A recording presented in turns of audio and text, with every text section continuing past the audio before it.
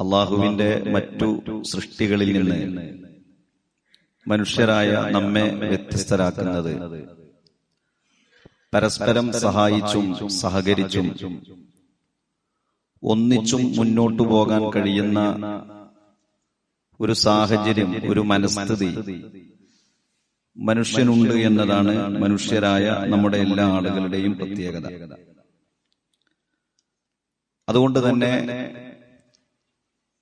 മനുഷ്യരെന്ന നിലക്ക് സ്വാഭാവികമായി വിശേഷ ബുദ്ധി ഉള്ളതുകൊണ്ടും വ്യത്യസ്തങ്ങളായ കഴിവുകളും കാഴ്ചപ്പാടുകളും ചിന്തകളും മനുഷ്യർക്കുള്ളതുകൊണ്ടും വിവിധങ്ങളായ അഭിപ്രായങ്ങളും സമീപനങ്ങളും മനുഷ്യരിൽ നിന്നുണ്ടാകും. ഈ അഭിപ്രായങ്ങളും സമീപനങ്ങളുമൊക്കെ മനുഷ്യരെ ഒന്നിപ്പിക്കുന്നതിന് വേണ്ടിയാകണമെന്നും അത് ഭിന്നിപ്പിക്കാനും അതുപോലെ തന്നെ പൂർണ്ണമായി ആളുകളോടുള്ള ബന്ധം മുറിക്കാനും പിണങ്ങി നടക്കാനുമുള്ളതാകരുത് എന്നും വിശുദ്ധമായ മതം, വിശുദ്ധ ഇസ്ലാം നമ്മെ പഠിപ്പിക്കുകയാണ്. മനുഷ്യ ജീവിതത്തിലേക്ക് കടന്നുവരുന്ന ചില ദുസ്വഭാവങ്ങളുടെ തുടർച്ച എന്ന നിലക്ക് കഴിഞ്ഞ ആഴ്ചകളിൽ നാം സൂചിപ്പിച്ച അസൂയയും അഹങ്കാരവും അതുപോലെയുള്ള ഒരു ദുസ്വഭാവത്തിന്റെ ഗണത്തിൽ ഇസ്ലാം പരിഗണിച്ച ഒന്നാണ് മനുഷ്യരോടിങ്ങനെ പിണങ്ങി അകന്ന് കഴിയുക എന്ന ദുസ്വഭാവം. അതുകൊണ്ട് തന്നെ മനുഷ്യരെന്ന നിലക്ക്, പരലോക വിശ്വാസികൾ എന്ന നിലക്ക്, നാളെ മരണാനന്തരം ഒരു ജീവിതമുണ്ട് എന്ന് വിശ്വസിക്കുന്ന നമ്മെ സംബന്ധിച്ചിടത്തോളം ഇങ്ങനെയുള്ള ചില അവസ്ഥകൾ നമ്മുടെ ജീവിതത്തിലേക്ക് വരുമ്പോൾ ഒരു പക്ഷേ മറ്റുള്ളവരോട് മിണ്ടാൻ തോന്നാത്ത, അതല്ലെങ്കിൽ നമുക്ക് ക്ഷമിക്കാൻ കഴിയാത്ത ചില കാര്യങ്ങളൊക്കെ ജീവിതത്തിലേക്ക് വരുമ്പോ മറ്റുള്ളവരിൽ നിന്ന് നമ്മെ വ്യത്യസ്തരാക്കേണ്ടത് പരലോകമുണ്ടല്ലോ. അതുകൊണ്ട് തന്നെ എന്റെ മതത്തിൽ, എന്റെ ദീനിൽ, ഇസ്ലാമിൽ ഇത് അനുവദനീയമല്ലല്ലോ. അതുകൊണ്ട് മറ്റൊരാളോട് എന്നും പിണങ്ങി നടക്കുക, വിദ്വേഷം വെച്ച് പുലർത്തുക, മറ്റുള്ളവരോട് സംസാരിക്കാതിരിക്കുക, അടുക്കാതിരിക്കുക എന്ന ദുസ്വഭാവങ്ങൾ എന്നെ ബാധിക്കാൻ പാടില്ലല്ലോ എന്ന കാഴ്ചപ്പാട് വിശ്വാസികളുടെ മനസ്സിലേക്ക് വരണം. അള്ളാഹുവിന്റെ പ്രവാചകൻ സൂചിപ്പിച്ചു, അൽ മുഅ്മിനു, വിശ്വാസി എന്ന് പറഞ്ഞാൽ യഅ്ലഫു വയുഅ്ലഫു. ഒരു വിശ്വാസി എന്ന് പറഞ്ഞാൽ അവൻ മറ്റുള്ളവരോട് ഇണങ്ങുന്നവനാണ്, പിണങ്ങുന്നവനല്ല. അവൻ മറ്റുള്ളവരോട് ഇണങ്ങുന്നവനാണ്. വയുഅ്ലഫു, അവനോട് ഇണങ്ങാൻ, അവനുമായി ബന്ധം പുലർത്താൻ മറ്റുള്ളവർക്ക് തോന്നുകയും ചെയ്യും. അതാണ് വിശ്വാസി എന്ന് പറഞ്ഞാൽ. വലാ ഖൈറ ഫീമൻ ലാ യഅ്ലഫു വലാ യുഅ്ലഫു. മറ്റുള്ളവരോട് ഇണങ്ങാത്ത പ്രകൃതവും സ്വഭാവവും, അതല്ലെങ്കിൽ മറ്റുള്ള ആളുകളോട് ഇണങ്ങാനും പിണങ്ങാനുമുള്ള സമീപനവും സ്വഭാവവും ജീവിതത്തിലില്ലാത്തവർ, അതിൽ ഒരു നന്മയുമില്ല.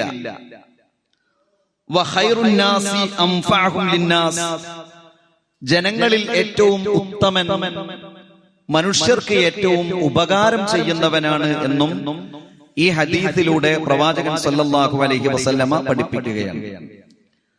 അവർ വിശ്വാസിയുടെ ഒരു പ്രത്യേകതയായി അള്ളാഹുവിന്റെ പ്രവാചകൻ പറയുന്നത് അവൻ മറ്റുള്ളവരോട് ഇണങ്ങുന്നവനാണ്, മറ്റുള്ളവരോട് ബന്ധം പുലർത്തുന്നവനാണ്, മറ്റുള്ളവരോട് നല്ല സമീപനം പുലർത്തുന്നവനാണ് എന്ന് മാത്രമല്ല, അവനോട് ഇണങ്ങാനും നല്ല ബന്ധം പുലർത്താനും മറ്റുള്ളവർക്ക് തോന്നുന്ന സ്വഭാവവും സാഹചര്യവും അവന്റെ ജീവിതത്തിൽ ഉണ്ടാകും. അവനാണ് വിശ്വാസി. അതല്ലാത്തവനിൽ ഒരു നന്മയില്ല എന്ന് അള്ളാഹുവിന്റെ പ്രവാചകൻ പറയുകയാണ്. സ്വാഭാവികമായി നാം കഴിഞ്ഞ ആഴ്ചകളിലൊക്കെ സൂചിപ്പിച്ചതുപോലെ ജനറ്റിക്കായ ചില സ്വഭാവങ്ങൾ നമുക്കൊക്കെ ലഭിക്കും. എന്നാലും മറ്റുള്ളവരോട് തീരെ സംസാരിക്കാതെ, മറ്റുള്ളവരുമായി ഒരു ബന്ധവും പുലർത്താതെ, സ്വന്തം വീടിന്റെ അയൽവാസികളോട് പോലും സംസാരിക്കാൻ സമയം കണ്ടെത്താതെ ഇങ്ങനെ ജീവിക്കുന്നവരിൽ നന്മയില്ല എന്ന് അള്ളാഹുവിന്റെ പ്രവാചകൻ പഠിപ്പിക്കുകയാണ്. അപ്പൊ അതൊരു തഖ്വയുടെ അടയാളമല്ല എന്ന് നമ്മൾ മനസ്സിലാക്കണം. മറ്റുള്ളവരോട് സംസാരിക്കാതിരിക്കുക, ആരോടും മിണ്ടാതിരിക്കുക, ആരോടും ചിരിക്കാതിരിക്കുക, എപ്പോഴും ഗൗരവത്തിൽ നടക്കുക, അതൊരു ഭക്തിയുടെ അടയാളമല്ല എന്ന് നമ്മൾ മനസ്സിലാക്കണം. അങ്ങനെ തന്നെ മനസ്സിലാക്കണം. അതൊരു ഭക്തിയുടെ അടയാളമല്ല. കാരണം അള്ളാഹുവിന്റെ പ്രവാചകൻ അങ്ങനെയായിരുന്നില്ല. പ്രവാചകനെ കുറിച്ച് പറഞ്ഞത് ഫബിമാ റഹ്മത്തിൻ മിനല്ലാഹി ലിൻത ലഹും വലൗ കുൻത ഫദ്ദൻ ഗലീദൽ ഖൽബി ലൻഫല്ലു മിൻ ഹൗലിക എന്നാണ്. താങ്കളെങ്ങാനും പരുഷ സ്വഭാവിയും കഠിന ഹൃദയനുമായിരുന്നുവെങ്കിൽ, മറ്റുള്ളവരോട് ഇടപഴകാനുള്ള ആ സമീപനവും ആ സ്വഭാവവും താങ്കളിൽ ഇല്ലായിരുന്നുവെങ്കിൽ ലൻഫല്ലു മിൻ ഹൗലിക, താങ്കളുടെ ചുറ്റിൽ നിന്നും എല്ലാവരും ഓടി ഒളിക്കുമായിരുന്നു. താങ്കൾ എത്ര പ്രവാചകനായിട്ടും കാര്യമില്ല. പ്രവാചകന്റെ ഒരു നല്ല ക്വാളിറ്റി ആയിക്കൊണ്ട് മതം പഠിപ്പിക്കേണ്ടത് എല്ലാവരോടും ഇണങ്ങുന്ന ഒരു സ്വഭാവമായിരുന്നു അള്ളാഹുവിന്റെ പ്രവാചകന് എന്നതാണ്. അപ്പൊ ഇങ്ങനെ പഠിപ്പിക്കുന്ന ഒരു മതത്തിൽ പിണങ്ങുക എന്ന ഒരു ഓപ്ഷൻ ഇല്ല. ചെറിയ ചെറിയ കാര്യങ്ങൾക്ക് വേണ്ടി സുഹൃത്തുക്കൾ തമ്മിൽ പിണങ്ങി നിൽക്കുന്ന കുറെ ആളുകൾ ഉണ്ടാകും. വർഷങ്ങളായി മിണ്ടാത്ത ആളുകൾ ഉണ്ടാവും. അയൽവാസികളുമായി എന്തോ ഒരു സംസാരത്തിനിടയിൽ സംഭവിച്ച ഒരു പിഴവ് കാരണം ഒരുപക്ഷെ ആരാധനകളിലൊക്കെ ശ്രദ്ധ പുലർത്തുന്നുണ്ടെങ്കിലും ഇനി അയാളുമായി എനിക്ക് യാതൊരു ബന്ധവുമില്ല എന്ന് പറഞ്ഞ് കോല് മുറിച്ചിട്ട ആളുകൾ ഉണ്ടാകും. ജ്യേഷ്ഠനനിയന്മാർ തമ്മിൽ, ഒരേ ഉമ്മയുടെ ഗർഭപാത്രത്തിൽ നിന്ന് പുറത്തു വന്ന ജ്യേഷ്ഠനനിയന്മാർ തമ്മിൽ ചെറിയ ഒരു സംസാരത്തിന്റെ പിഴവിന്റെ പേരിൽ കാലങ്ങളായി സംസാരിക്കാത്ത ആളുകൾ ഉണ്ടാകും. ഭാര്യയുമായി കൊണ്ടാണ് ജീവിക്കുന്നത്, പക്ഷെ ഭാര്യ കുടുംബവുമായി യാതൊരു ബന്ധവുമില്ല. ഭാര്യയുടെ പിതാവുമായിട്ടുള്ള ബന്ധം അവസാനിപ്പിച്ചു, ഭാര്യയുടെ സഹോദരന്മാരുമായിട്ടുള്ള ബന്ധം അവസാനിപ്പിച്ചു, ഭാര്യയുടെ മാതാവുമായിട്ടുള്ള ബന്ധം അവസാനിപ്പിച്ചു. എന്നിട്ട് പല ആളുകളൊക്കെ പറയും, നിനക്ക് ഇവിടെ താമസിക്കണമെങ്കിൽ എന്റെ കൂടെ താമസിക്കാം, ആ വീടുമായി ഇനിയൊരു ബന്ധവും ഉണ്ടാകരുത്. അങ്ങനെ പറഞ്ഞ് ഇനി ഞാൻ അങ്ങോട്ട് പോകണോ ഇവിടെ നിൽക്കണോ? അപ്പൊ വാപ്പ പറയും, വാപ്പാന്റെ കുട്ടി അവിടെ തന്നെ നിന്നാ മതി. എന്നിട്ട് 10ഉം 20ഉം വർഷവും ഒക്കെ സ്വന്തം ഉപ്പയോടും ഉമ്മയോടുമുള്ള ബന്ധം വിച്ഛേദിച്ച് ഭർത്താവിന്റെ ശാഠ്യത്തിന്റെ പേരിൽ വീട്ടിൽ കഴിയുന്ന കുറെ ഭാര്യമാർ നമ്മുടെ നാട്ടിലുണ്ട്. അതൊക്കെ ബന്ധം വിച്ഛേദിക്കണം. 30ാമത്തെ വയസ്സിൽ അല്ലെങ്കിൽ 32ാമത്തെ വയസ്സിൽ ഭർത്താവ് മരണപ്പെട്ടു പോയി. ഈ സഹോദരിക്ക് 2 പെൺകുട്ടികളാണ്. സ്വാഭാവികമായി 10ാം ക്ലാസ്സിലെത്തിയ ഒരു പെൺകുട്ടിയാണെങ്കിൽ ഒരു 4-5 വർഷം കഴിഞ്ഞാൽ ആ കുട്ടിയുടെ വിവാഹം കഴിയും. അപ്പൊ ആ കുട്ടി വേറെ ഒരാളുടെ കൂടെ പോകും. ഡിഗ്രിക്ക് പഠിക്കുന്ന കുട്ടി 1-2 കൊല്ലം കൊണ്ട് അവളുടെ വിവാഹം കഴിയും, അവളും വേറെങ്കിലും വീട്ടിലേക്ക് പോകും. പിന്നെ ഈ ഉമ്മ മാത്രം ഒരു വീട്ടിലാണ്. അതുകൊണ്ട് തന്നെ വിധവയായ ഒരു സ്ത്രീ ഒരിക്കലും വിവാഹിതയാകരുത് എന്ന് വിചാരിക്കുന്ന ഒരു സാമൂഹ്യ ബോധം നമ്മുടെ നാട്ടിലുണ്ട്. അവളെങ്ങാനും എനിക്ക് വിവാഹം വേണമെന്ന് പറഞ്ഞാലോ അവളെ ഒരു മോശക്കാരിയായി ചിത്രീകരിക്കുന്നു, അവൾ മക്കളോട് സ്നേഹമില്ലാത്തവളായി ചിത്രീകരിക്കുന്നു. അതിന് ഭർത്താവിന്റെ കുടുംബം മുഴുവൻ എതിരാകുന്നു, നൊന്തു വളർത്തിയ മക്കളും എതിരാകുന്നു. നിങ്ങൾ ആലോചിച്ച് നോക്കൂ. അപ്പൊ ഒരു പെണ്ണിന് ജീവിതം പിന്നീട് വേണ്ട എന്നതൊരു കാഴ്ചപ്പാടായി പലപ്പോഴും വളർന്നു വരുന്നത് ശരിയല്ല. അവൾക്ക് ജീവിക്കണ്ടേ. ഉമ്മ മരണപ്പെട്ടു പോയി. 10-60 വയസ്സായി പിതാവിന്. പ്രായമായ ഒരു മനുഷ്യനെ സംബന്ധിച്ചിടത്തോളം അയാൾക്കൊരു താങ്ങു വേണം, തണല് വേണം. അയാളെ സംബന്ധിച്ചിടത്തോളം ഒരു വിവാഹം എന്നത് മതപരമായി അയാൾക്ക് ആവശ്യമായ ഒന്നാണ്. പക്ഷെ ആ വിവാഹത്തിന്റെ പേരിൽ നല്ല ആരാധനകൾ ശ്രദ്ധ പുലർത്തുന്ന പല മക്കളും മരുമക്കളും പലപ്പോഴും ഇനി ഉപ്പയുമായിട്ടൊരു ബന്ധമല്ല. കാരണം എന്താ, ബാപ്പ വേറൊരു വിവാഹം കഴിച്ചു. ഇങ്ങനെയൊക്കെ തെറ്റി നടക്കുന്ന, പിണങ്ങി നടക്കുന്ന, ബന്ധം വിച്ഛേദിക്കുന്ന ആളുകൾ നമ്മുടെ സമൂഹത്തിലുണ്ട്. ഇത് ശരിയല്ല എന്നത് നമ്മൾ മനസ്സിലാക്കണം. എന്തിന്റെ പേരിലായാലും പിണങ്ങിയും തെറ്റിയും നടക്കുന്നത് ശരിയല്ല, മതപരമല്ല എന്നതാണ് മതം പഠിപ്പിക്കുന്നത്. അല്ലാഹുവിന്റെ റസൂൽ പറഞ്ഞു, ലാ യഹില്ലു ലിമുസ്ലിമിൻ, ഒരു മുസ്ലിമിന് അനുവദനീയമല്ല അൻ യഹ്ജുറ അഖാഹു ഫൗക 3 ലയാലിൻ, 3 രാത്രികളേക്കാൾ ഒരു മനുഷ്യനോട് പിണങ്ങി നിൽക്കുക എന്നത് ഒരു മുസ്ലിമിന് അനുവദനീയമല്ല. ഒരാളോട് നമുക്ക് സ്വാഭാവികമാണ്, നമ്മളോട് എന്തെങ്കിലും സംസാരിച്ച് ദേഷ്യപ്പെട്ട് സംസാരിച്ച് മനുഷ്യരെന്ന നിലക്ക് ചില അനിഷ്ടങ്ങൾ ഉണ്ടാകും. നമ്മെ വയറ് നിറയെ ചീത്ത പറഞ്ഞ ഒരാളോട് അപ്പോൾ തന്നെ ഒരു പക്ഷേ ഒരു മാനുഷിക പ്രകൃതം എന്ന നിലക്ക് നമുക്ക് ചിരിക്കാനൊന്നും കഴിഞ്ഞൊന്നും വരില്ല. അപ്പൊ അവിടെ മതം ഒരു ഓപ്ഷൻ വെച്ചതാണ്. നിങ്ങൾക്ക് 1-2 അല്ലെങ്കിൽ ഒരു 3 രാത്രി വരെ നിങ്ങൾക്കൊരു അനിഷ്ടമൊക്കെ നിങ്ങൾക്ക് പ്രകടിപ്പിക്കാം. നമുക്ക് അങ്ങനെയാകാം, അത്ര വരെ. പക്ഷെ അതിനപ്പുറത്തേക്ക് 3 രാത്രിയിലധികം നിങ്ങൾ 2 പേരും പിണങ്ങി, പിന്നെ ഞാനാണോ മിണ്ടേണ്ടത് അവനാണോ മിണ്ടേണ്ടത്? ഭാര്യ ഭർത്താവിനോടാണോ മിണ്ടേണ്ടത്? ഭർത്താവ് ഭാര്യയോടാണോ മിണ്ടേണ്ടത്? ജേട്ടൻ അനിയനോടാണോ മിണ്ടേണ്ടത്? അനിയൻ ജേട്ടനോടാണോ മിണ്ടേണ്ടത്? അയൽവാസി അയാൾ ഇങ്ങോട്ട് മിണ്ടണോ നമ്മൾ അങ്ങോട്ട് മിണ്ടണോ? ഇതിലൊരു വിഷയമല്ല. ഇസ്ലാം പറഞ്ഞു അവിടെ ഏറ്റവും നന്മയുള്ളവൻ ആരാണ്? യൽതഖിയാനി, അവർ രണ്ടുപേരും കണ്ടുമുട്ടി. ഈ പിണങ്ങിയ രണ്ടുപേരും കണ്ടുമുട്ടി. ഫയുഇദു ഹാദാ വയുഇദു ഹാദാ. അപ്പൊ അയാൾ അതിലെങ്ങനെ തിരിഞ്ഞുപോയി, ഇയാൾ ഇതിലിങ്ങനെ തിരിഞ്ഞുപോയി. ആ തിരിഞ്ഞു പോയപ്പോഴാണ് ഇയാൾക്ക് തോന്നിയത്. അതാണ് നമ്മൾ പറഞ്ഞത്, നമ്മൾ പരലോക വിശ്വാസികളാണ്. നമുക്കൊരു പക്ഷേ ന്യായപ്രകാരം നമുക്ക് വിചാരിക്കാം, ഞാൻ ചേട്ടനല്ലേ, എന്തുകൊണ്ട് അനിയൻ എന്നോട് മിണ്ടിക്കൂടാ? ഞാനാണല്ലോ അവനെ ഒരുപാട് സഹായിച്ച ആള്, എന്തുകൊണ്ട് അവൻ ഇങ്ങോട്ട് വന്നുകൂടാ? എന്നതൊക്കെ ഭൗതികമായ നമ്മുടെ ചില കാഴ്ചപ്പാടുകളാണ്. പക്ഷെ നമ്മൾ പരലോക വിശ്വാസികളാണ്. നമ്മൾ നാളെ പരലോകമുണ്ട്, സ്വർഗമുണ്ട്, നരകമുണ്ട് എന്ന് വിശ്വസിക്കുന്നവരാണ്. അല്ലാഹുവിന്റെ റസൂൽ പറഞ്ഞു, ആ രണ്ടാളിൽ ഏറ്റവും ഉത്തമൻ ആരാണോ ആദ്യം സലാം പറയുന്നത് അവനാണ് എന്ന് പഠിപ്പിക്കുകയാണ്. ഇതൊക്കെ ഹദീസാണ്, ഇതും ഹദീസാണ്. ഇതൊക്കെ മതമായിക്കൊണ്ട് അള്ളാഹുവിന്റെ പ്രവാചകൻ പഠിപ്പിക്കുകയാണ്. അപ്പൊ നമ്മളത് പിണങ്ങി നടക്കുന്ന ആളുകള്, തെറ്റി നടക്കുന്ന ആളുകള്, ബന്ധം വിച്ഛേദിച്ച ആളുകള്, നമ്മളൊക്കെ മനസ്സിലാക്കേണ്ടത് പുതിയ ഒരു വർഷത്തിലേക്കാണ് നമ്മൾ പ്രവേശിക്കുന്നത്. ഡിസംബറിന്റെ അവസാനത്തിലാണ്. ഇനി എത്ര നാൾ ഈ ഭൂമിയിൽ നാം അടുത്ത ഒരു ഡിസംബറിന് നാം ഉണ്ടാകുമോ എന്ന് നമുക്ക് ഉറപ്പില്ല. നമ്മൾ മരിച്ചു കിടക്കുമ്പോൾ നമ്മുടെ മയ്യത്ത് നിസ്കരിക്കാൻ നമ്മൾ പിണങ്ങിയ ഒരാൾ വരരുത് എന്ന് നമ്മൾ ജീവിച്ചിരിക്കുമ്പോൾ തീരുമാനിക്കണം. ഒരാൾ വരരുത്, ഞാൻ ഇണങ്ങിയ ആളുകളാകണം എല്ലാ ആളുകളും എന്ന് നമ്മൾ തീരുമാനിച്ചു കഴിഞ്ഞാൽ നമ്മൾ ആരോടും പിണങ്ങൂല. നമ്മൾ അഭിപ്രായ വ്യത്യാസങ്ങൾ ഉണ്ടാകും, ചിന്തകൾ ഉണ്ടാകും, വാഗ്വാദങ്ങൾ ഉണ്ടാകും, സംവാദങ്ങൾ ഉണ്ടാകും. അതൊക്കെ മനുഷ്യർ എന്ന നിലക്ക് ഉണ്ടാകും. അത് നിലപാടുള്ള ആളുകളുടെ പ്രത്യേകതയുമാണ്. പക്ഷെ ബന്ധം വിച്ഛേദിക്കാൻ പാടില്ല, തെറ്റാൻ പാടില്ല എന്നത് വിശുദ്ധമായ മതം പഠിപ്പിക്കുകയാണ്. അപ്പോ പുതിയൊരു വർഷം വരുമ്പോ നമ്മൾ ആലോചിക്കേണ്ടത് നമ്മുടെ ജീവിതത്തിൽ അങ്ങനെയുണ്ടോ? പുതിയ സൽപ്രവർത്തനങ്ങൾ നമ്മൾ എന്ത് ചെയ്യുന്നു? നമ്മുടെ ജീവിതത്തിലെ തിന്മകൾ എന്തൊക്കെയാണുള്ളത് എന്ന് നമ്മൾ ആലോചിക്കണം. സ്വഭാവങ്ങൾ എന്തൊക്കെയാണ് നമ്മുടെ ജീവിതത്തിൽ, നമ്മുടെ മനസ്സിൽ അടിഞ്ഞുകൂടിയിട്ടുള്ളത് എന്ന് നമ്മൾ ചിന്തിക്കണം. നമ്മൾ യാത്രയിലാണ്, അല്ലാതെ പുതിയൊരു വർഷത്തെ ആഘോഷമാക്കാനൊന്നും നമുക്ക് കഴിയില്ല. അങ്ങനെ ഒരു ട്രെൻഡിനനുസരിച്ച് ജീവിക്കേണ്ടവരല്ല മുസ്ലിം. അതിന്റെ ഒരു ആവശ്യം നമ്മുടെ രാജ്യത്തില്ല. ആളുകള് പുതിയ ഒരു വർഷം വരുമ്പോ പലതും ആഘോഷിക്കും. അത് ഒരു ട്രെൻഡാണ്. നമുക്ക് എന്താ ആഘോഷം? ജീവിതത്തിൽ ജനുവരി 16 നിന്റെ മരണം എന്ന് പറയുന്ന ആള് ജനുവരി 1 വരുമ്പോ ഇനി 16 ദിവസം കൂടിയുള്ളൂ എന്നല്ല ചിന്തിക്കേണ്ടത്. അപ്പം ആഘോഷിക്കാനൊന്നുമില്ല. എന്തിനാഘോഷിക്കേണ്ടത്? മരണത്തിൽ നിന്ന് നീ എത്ര ഒടിച്ചോടിയാലും ആ മരണം നിന്നെ പിടികൂടും. അപ്പൊ നമ്മള് മരണത്തിലേക്കുള്ള യാത്രയിലാണ്. അതുകൊണ്ട് ഒരു പുതിയ വർഷം വരുമ്പോ നമ്മുടെ ജീവിതത്തിലെ സ്വഭാവങ്ങളെ കുറിച്ച് നമ്മൾ ആലോചിക്കുകയും ചിന്തിക്കുകയും ചെയ്യേണ്ടതുണ്ട്.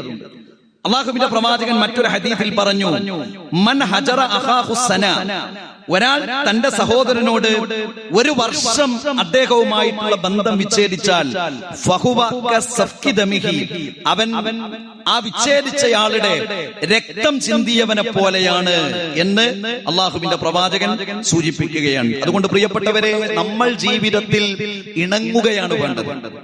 അഭിപ്രായ വ്യത്യാസങ്ങളുടെ പേരിൽ പിണങ്ങാൻ പാടില്ല. കുടുംബ ബന്ധങ്ങൾ വിച്ഛേദിക്കാൻ പാടില്ല. അല്ലാഹുവിന്റെ പ്രവാചകൻ പറഞ്ഞു, മനുഷ്യരുടെ പ്രവർത്തനങ്ങൾ സ്വീകരിക്കുന്ന, ഇമാം മുസ്ലിം ഉദ്ധരിച്ച ഒരു ഹദീസാണ്. അല്ലാഹുവിന്റെ റസൂൽ പറഞ്ഞു, തുഫ്തഹു അബ്വാബുൽ ജന്നത്തി യൗമൽ ഇത്നൈനി വൽ ഖമീസ്, എല്ലാ തിങ്കളാഴ്ചയും എല്ലാ വ്യാഴാഴ്ചയും അല്ലാഹുവിന്റെ സ്വർഗ്ഗത്തിന്റെ കവാടങ്ങൾ തുറക്കപ്പെടും.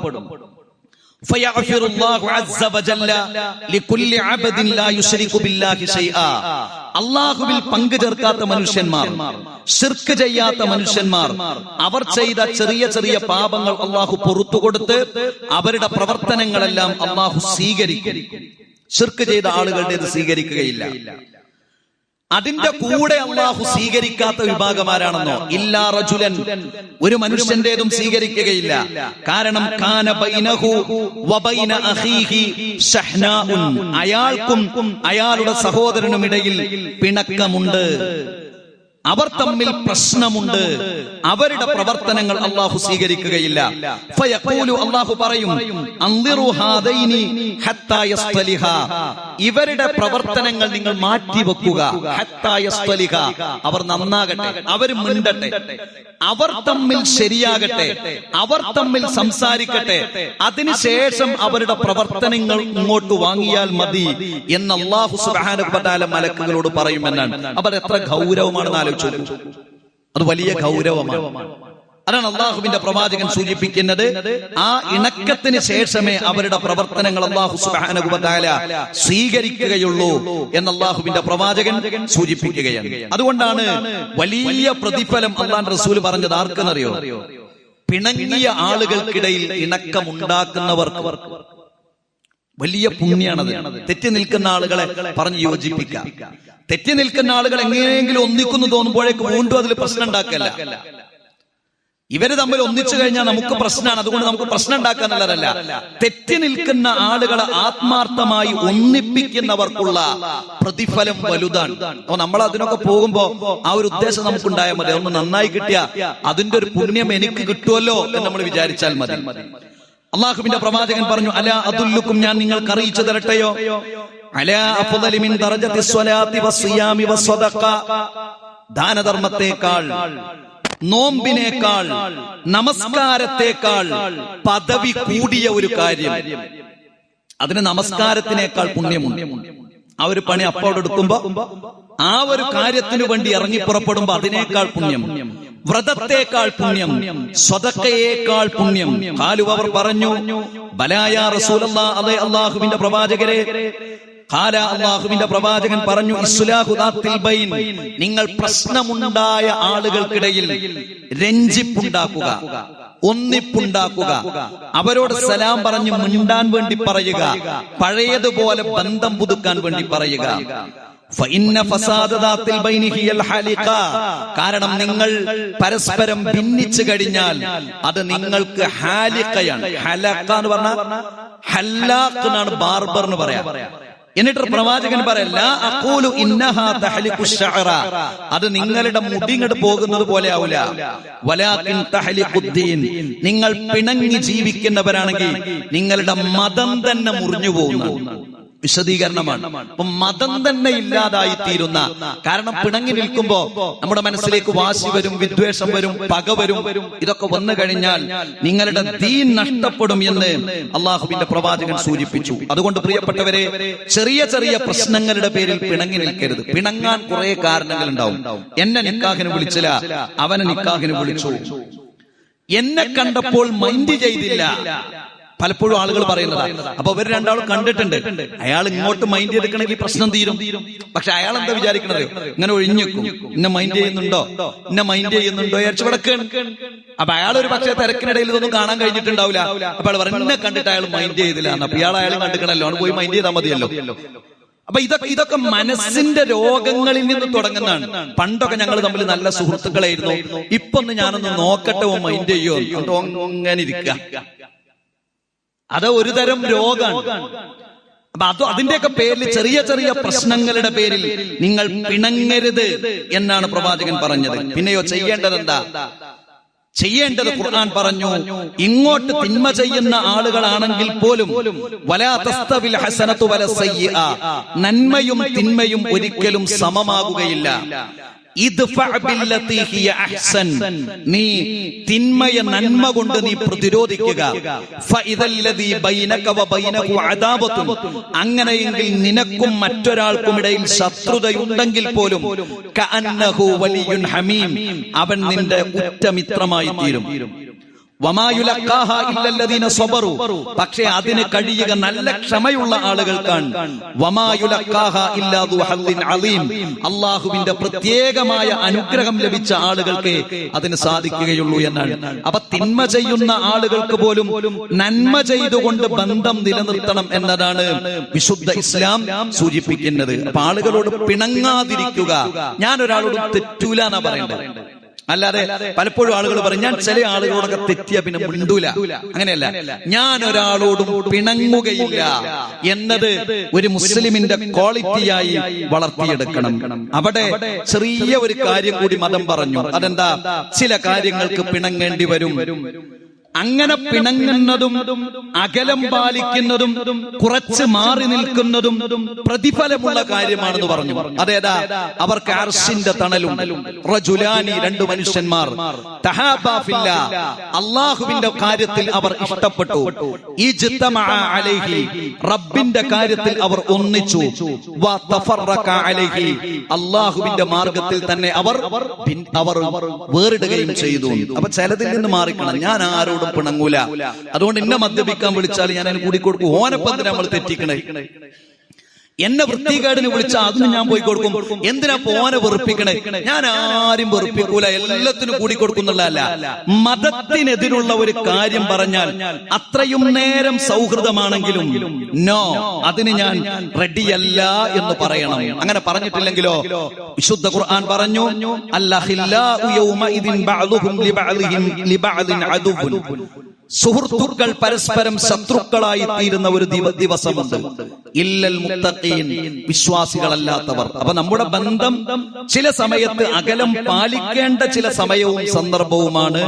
അള്ളാഹുവിന് ഇഷ്ടപ്പെടാത്ത കാര്യത്തിലേക്ക് ക്ഷണിക്കുമ്പോ, അങ്ങനെയുള്ള നിലപാടുകൾ പറയുമ്പോ, അങ്ങനെയുള്ള മെസ്സേജുകൾ പറയുമ്പോ, അങ്ങനെയുള്ള വാട്സപ്പ് സന്ദേശങ്ങൾ വരുമ്പോ അവിടെ നമ്മൾ മൗനം പാലിക്കണം. ആ വേണ്ടാത്തരത്തിലേക്ക് അതിന് ഞാനാണ് കൂടി അങ്ങനെ വിചാരിക്കരുത്. അതിന് കൂടി കൊടുക്കാൻ പറ്റൂല. അതും വിശുദ്ധ ഇസ്ലാം സൂചിപ്പിക്കുകയാണ്. അല്ലാഹു സുബ്ഹാനഹു വ തആല നമ്മുടെയൊക്കെ ജീവിതത്തിലേക്ക് വന്നു ചേരുന്ന ഇത്തരത്തിലുള്ള ദുസ്വഭാവങ്ങളിൽ നിന്ന് നമ്മെ കാത്ത് സംരക്ഷിക്കുമാറാകട്ടെ.